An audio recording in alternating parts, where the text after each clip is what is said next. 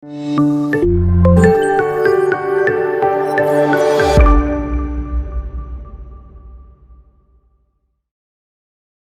kasih. Terima kasih Pak Agus. Assalamualaikum warahmatullahi wabarakatuh. Salam Waalaikumsalam sejahtera bagi warahmatullahi kita wabarakatuh. semua.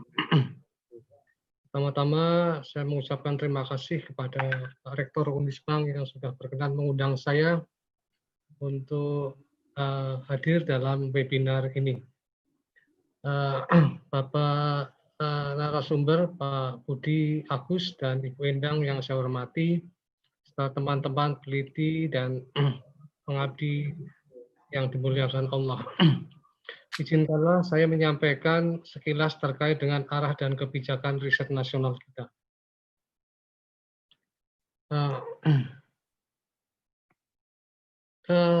Apa yang berbeda setelah adanya Ristekbrin, maka yang menjadikan sesuatu hal baru adalah bahwa peran Ristekbrin dalam integrasi Litbang Jirap IPTEK, yaitu penelitian, pengembangan, pengkajian, dan penerapan IPTEK.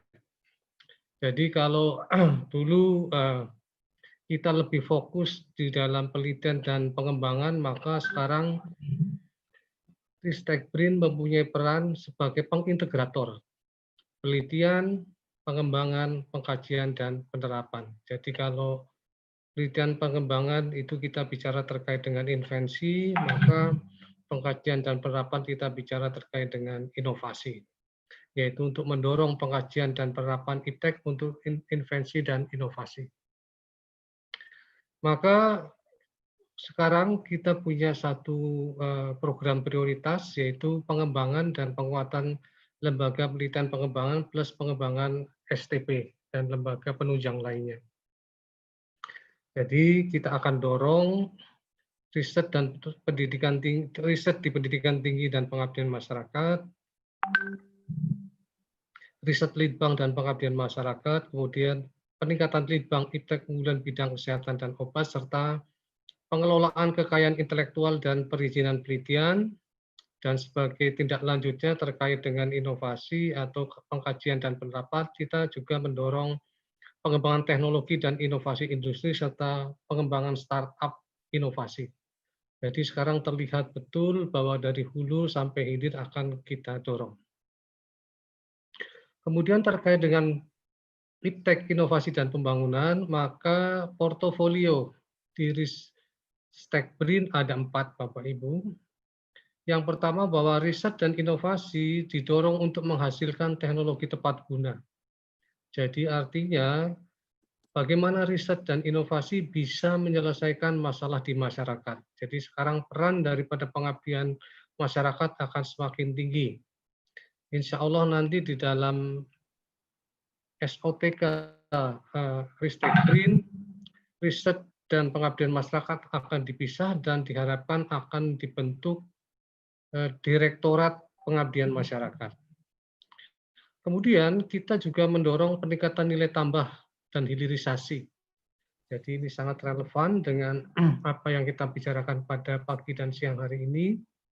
Yang ketiga juga riset dan inovasi diharapkan bisa menjadi substitusi impor. Kita sudah memiliki terlalu banyak komoditas yang harus kita impor. Kemudian juga peningkatan TKDN, teknologi komponen dalam negeri.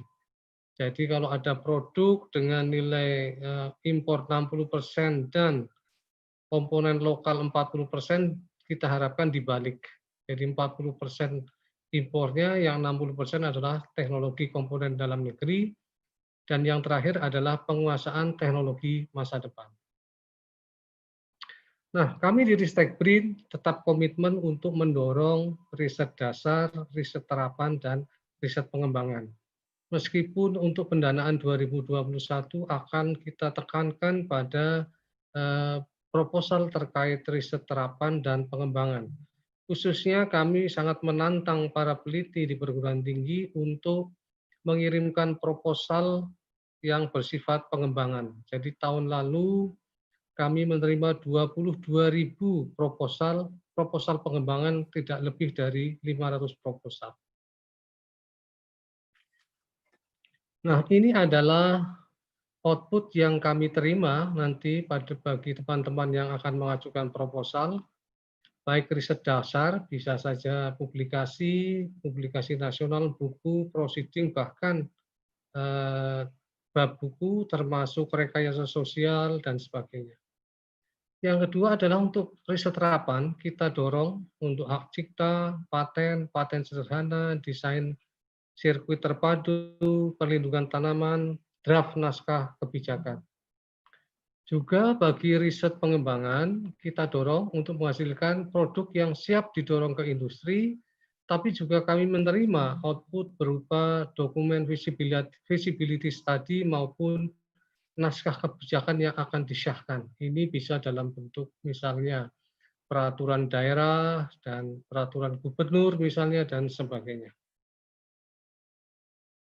Khusus untuk hak cipta, bahkan kita menerima begitu banyak jenis-jenis, ada karya tulis, karya seni, komponen musik, komposisi musik, karya audio visual, fotografi, bahkan rekaman ceramah, khutbah, dan pidato pun bisa kami terima sebagai output wajib bagi teman-teman yang akan melakukan riset terapan. Jadi rasanya tidak ada alasan lagi bagi Bapak Ibu sekalian untuk kesulitan di dalam menghasilkan output baik yang terkait dengan riset dasar, terapan maupun pengembangan. Nah, untuk proyeksi pendanaan 2021, keluaran 2021 berdasarkan pendanaan tahun ini sebesar 1,05 triliun, kita berharap ada 14.452 topik penelitian, kemudian 11.303 jurnal internasional dan nasional, 1.752 artikel conference, dan kita betul-betul mengharapkan minimal ada 387 produk kekayaan intelektual, 298 buku, 60 prototip laik industri yang siap didorong untuk hilirisasi, kemudian untuk feasibility study, yaitu output untuk pengembangan, ada 1.657 dan 298 draft naskah kebijakan sebagai output dari penelitian terapan. Jadi tidak benar kalau kita hanya menitikberatkan kepada publikasi. Jadi sekarang jelas bahwa tantangan teman-teman maupun peluangnya untuk menghasilkan output yang berupa HKI akan semakin besar. Untuk pendanaan 2021, kami tidak akan melakukan perubahan skema penelitian sama sekali.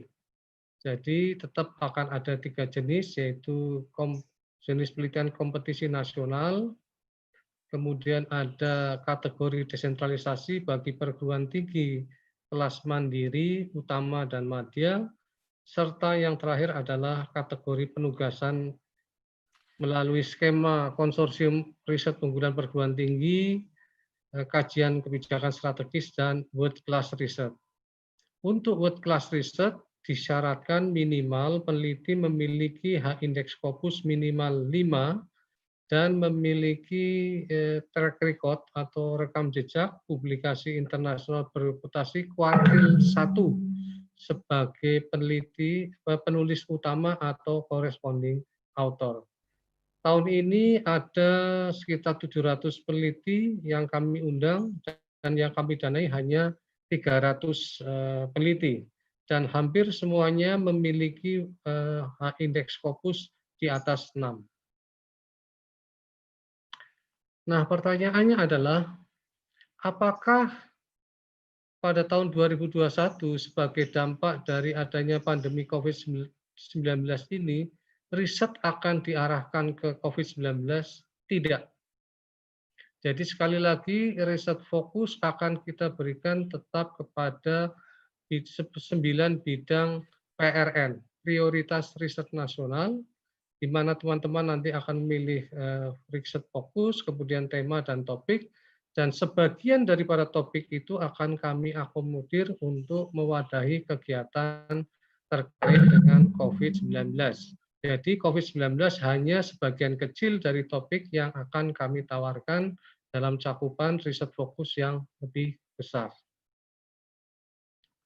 Dan kami berharap betul nanti di dalam penerimaan proposal 2020 ini, teman-teman lebih mengutamakan membentuk riset konsorsium. Syukur-syukur berasal dari luar institusi Bapak Ibu sekalian, jadi Unisbank ya dengan Undip, atau dengan Udinus, atau dengan yang lain, atau dengan Litbang, dengan masyarakat, dengan LSM, dan boleh dengan industri maupun perusahaan. Jadi intinya kita ingin mendorong sharing tenaga sumber daya manusianya, fasilitas riset, dan danaan riset. Ini adalah prioritas riset nasional Bapak Ibu untuk 2020 sampai 2024.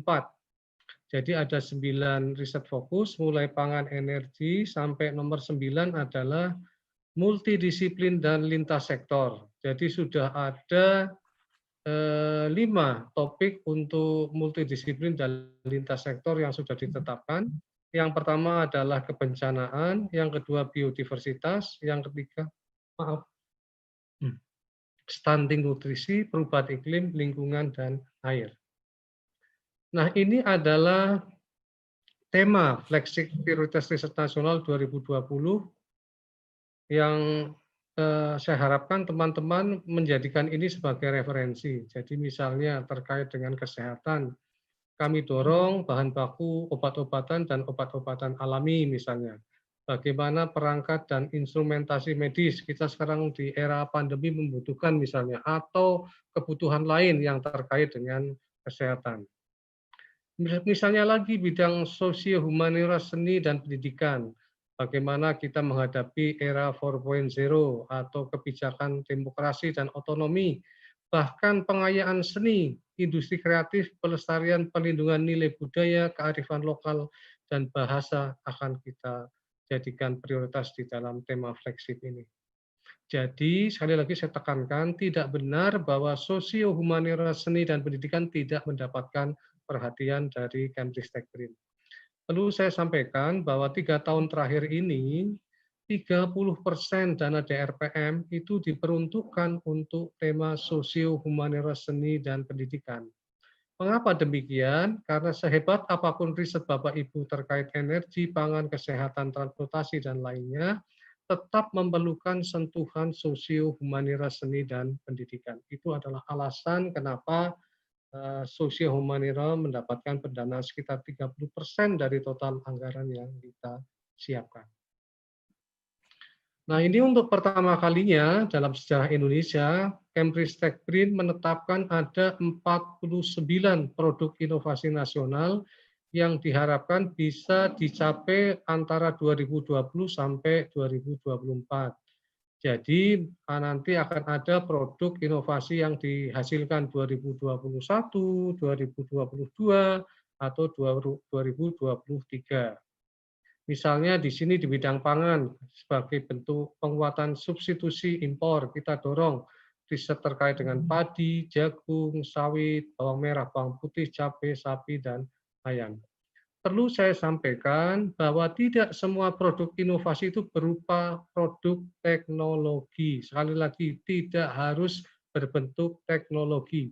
Bisa policy brief, bisa rekayasa sosial, bisa kajian atau rekomendasi, dan sebagainya. Oleh karena itu, saya betul-betul menantang kepada teman-teman di sini untuk bagaimana hasil riset itu bisa menghasilkan produk inovasi sesuai dengan PRN 2020 sampai 2024. Nah, seperti saya sampaikan tadi, peran daripada Ristekbrin sebagai pengintegrator, maka kita ingin menantang teman-teman untuk bergerak terkait dengan pengkajian dan penerapan teknologi. Misalnya di sini kami laporkan ada 70 prototip industri tahun 2019. Ini melebihi target yang kami siapkan hanya 50. Dan di situ bisa terlihat bahwa ini kabar baik juga, 45% itu berasal dari non perguruan tinggi, tapi di satu sisi juga ini tantangan bagi perguruan tinggi supaya produknya itu bisa menghasilkan prototip industri. Ini adalah 25 prototip industri perguruan tinggi tahun 2019, Bapak Ibu bisa lihat. Di situ paling banyak ada di ITS, kemudian tersebar di berbagai perguruan tinggi yang ada di Indonesia.